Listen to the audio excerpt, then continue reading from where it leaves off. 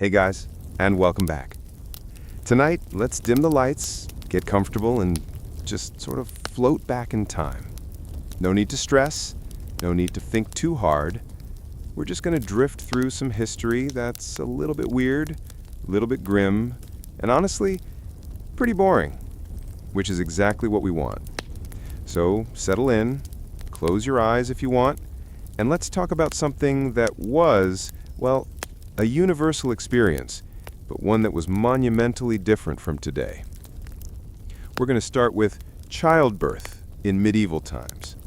Now, before you think this is going to be some intense, screaming and drama-filled story, don't worry, we're going to keep it chill. We're just observing. Think of it like watching a strange, dimly lit documentary that you don't really need to pay attention to. The main takeaway here is that for a woman in the Middle Ages, especially a royal or noble woman, childbirth wasn't a private medical event. It was a full-blown public spectacle, a religious ritual, and a high-stakes dynastic gamble, all rolled into one. Privacy? Never heard of her. So let's set the scene. A queen or a high-ranking lady is expecting. The first thing to understand is that pregnancy itself was shrouded in a fog of superstitions and bizarre medical theories. The prevailing wisdom came from ancient Greek physicians like Hippocrates and Galen, whose ideas had been filtered through centuries of folklore and religious dogma. They believed in the four humors: blood, phlegm, yellow bile, and black bile. And everything, including pregnancy, was about keeping those in balance. An expectant mother might be told to avoid certain foods, not because of nutrition, but because they might make her too phlegmatic. Or she might be advised to look at beautiful paintings to ensure the baby would be attractive. Because apparently, looking at a tapestry of a handsome knight could imprint his features onto your unborn child. It's like a very, very slow and ineffective version of Instagram filters. The gender of the baby was, of course, a massive deal, especially in a world obsessed with male heirs. And everyone had a theory on how to guarantee a boy. Some thought the baby's gender was determined by which testicle the father's, seed came from. The right one for a boy, the left for a girl. This led to some truly strange advice, like men tying off one testicle before intercourse to try and game the system. You can just imagine some poor duke fumbling around with a piece of string, all in the name of securing the family line. Other theories were about the mother's complexion. If she had a healthy, rosy glow, it was a boy. If she was pale and listless, a girl. So a woman's pregnancy symptoms became a subject of public commentary and prediction. No pressure, of course. As the due date approached, the real preparations began. For a royal birth, the entire court would go into a sort of lockdown mode. The queen would enter a period known as her confinement, or lying in. This wasn't just a suggestion to take it easy. It was a formal, ritualized retreat from the world. About a month before the expected birth, the queen would process to a special suite of rooms, usually dark, quiet, and sealed off from the outside world. The windows would be covered with heavy tapestries, and any light would come from candles or a carefully tended fireplace. The idea was to create a warm, dark, womb-like environment, free from drafts and evil spirits. Because naturally, evil spirits were just waiting to mess with a royal pregnancy. This confinement chamber was exclusively a woman's world. No men were allowed inside, with the rare exception of a priest or, if things got truly dire, a physician. But for the most part, the queen was surrounded by her ladies-in-waiting, female relatives, and the most important person in the room, the midwife. Midwives were the undisputed experts of the medieval birthing chamber. They were usually experienced older women who had learned their trade through apprenticeships, often from their own mothers. They delivered the vast majority of babies, from peasants to queens, and their knowledge was based on generations of hands-on experience. The room itself would be prepared with almost a religious solemnity. The The birthing bed would be decked in the finest linens, often embroidered with symbols of fertility and protection. Religious relics would be brought in and placed around the room. A piece of a saint's cloak, a splinter from the true cross, or a girdle worn by the Virgin Mary were all considered top-tier spiritual protection. These items were rented out by churches and monasteries for exorbitant fees. It was a holy and very profitable business. The air would be thick with the smell of incense and herbs, burned to purify the space and calm the mother. It was less of a delivery room and more of a sacred, softly lit fortress against the dangers of the outside world and the even greater dangers of childbirth itself. Inside this bubble, the queen waited, and the court waited with her. The fate of a dynasty could hang on what happened next. If she produced a healthy boy, there would be bells ringing, bonfires lit, and wine flowing in the streets. If she had a girl, well, better luck next time, I guess. And if the birth went wrong, it could spell disaster for the mother, the child, and the entire political landscape. The pressure was immense. Imagine trying to relax and focus on, giving birth, while knowing that an entire kingdom is literally holding its breath just outside your door, waiting to see if you've produced the correct type of heir. It's the ultimate performance review. Now let's talk about the actual process. Medieval medicine didn't really have a concept of obstetrics in the modern sense.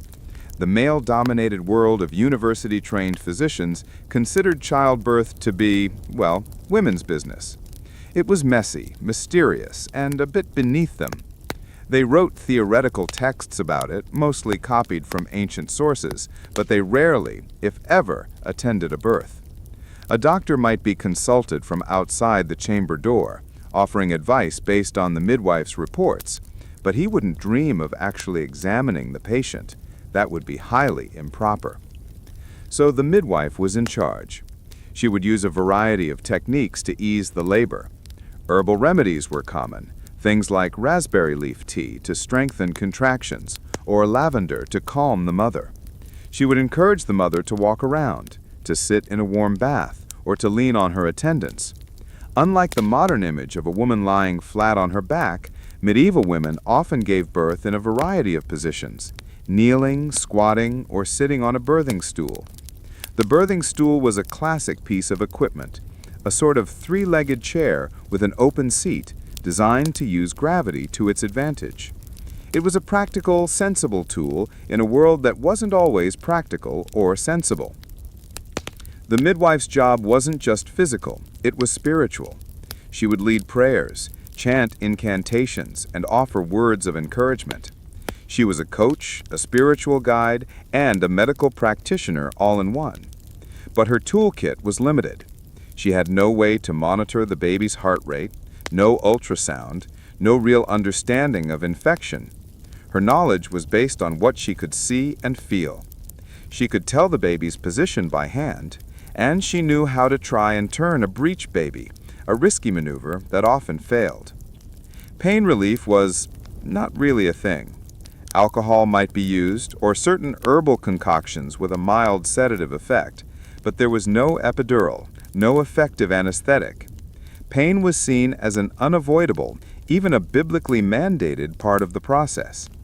The book of Genesis said that women would bring forth children in sorrow, and the church took that very literally. Pain was a woman's penance for Eve's original sin. So you were just expected to endure it, quietly if possible, especially if you were a queen and had to maintain your royal dignity. If the labor stalled, things could get desperate. The midwife and her attendants would try anything they could think of. They might shake the mother, or even roll her around on a sheet, hoping to jiggle the baby into a better position. They might try to induce sneezing with pepper, thinking the violent contraction would help the baby out. Potions and concoctions of dubious origin would be administered. One common one was a drink made from eagle's dung, because why not? When you're out of options, I guess eagle dung seems as good a solution as any. Religious appeals would intensify. More relics would be brought in. The queen might be asked to confess her sins, just in case some unconfessed transgression was holding things up. In some cases, a priest would be brought to the door to perform a long-distance exorcism, just to be sure there wasn't a demon involved in the difficult labor. You have to appreciate the medieval commitment to covering all your bases, from the practical to the paranormal. And if all of that failed, and it became clear that the baby was not coming out, a terrible choice had to be made. This is where the physician, or more accurately, the surgeon, might finally be called in. And you did not want to see the surgeon. Surgeons in the Middle Ages were not the respected professionals they are today. They were often barbers or butchers, men who worked with blades. They were seen as tradesmen, not intellectuals, and their job was to cut. If the mother was already dead or clearly dying, the surgeon might perform a rudimentary cesarean section. But it's important to understand this was not a procedure to save the mother. It was a post-mortem or near-mortem operation to save the baby's soul. The church mandated that if a pregnant woman died, the baby had to be removed and baptized immediately before it too died and was condemned to limbo for eternity. These early C-sections were brutal, desperate acts performed with unsterilized knives, and they were almost invariably fatal for the mother if she wasn't already gone. The idea of a woman surviving a C-section was basically unheard of until centuries later. If the mother was alive, but the baby was stuck, the surgeon's role was even grimmer. His job was to perform what was called an embryotomy. I'll spare you the graphic details, but it involved using a horrifying collection of sharp hooks and knives to dismember the baby within the womb so that it could be removed in pieces. It was a brutal, last-ditch effort to save the mother's life. The choice between mother and child was stark, and the methods were nightmarish. But let's step back from the brink, because most births, of course, did not end in such a horrific fashion. Most of the time, after hours or even days of labor, a baby was born. The midwife would cut the umbilical cord and tie it off, and the baby would be quickly washed in warm water and wine. The alcohol was thought to have cleansing properties. Then it would be swaddled. And medieval swaddling was intense. The baby would be wrapped from head to toe in long strips of cloth, its limbs held straight and immobile. This was done because of a bizarre belief that a baby's bones were soft, almost like cartilage, and if you didn't bind them tightly, their limbs might grow crooked or even fall off. So newborns were turned into tiny, helpless little bundles, unable to move anything but their eyes. While the baby was being attended to, the focus would shift to delivering the afterbirth and caring for the mother. The placenta was considered mysterious and powerful. It was sometimes burned, buried, or even used in folk remedies. The new mother was considered to be in a fragile state, both physically and spiritually. She would remain in her confinement for another month or so, resting and recovering. This period, known as the churching period, was also a time of ritual impurity. She was not allowed to leave her rooms or attend church until she had been formally purified in a special ceremony. For a royal mother, the birth of a healthy heir, especially a son, was the ultimate triumph. As soon as the baby's gender was confirmed, the news would fly.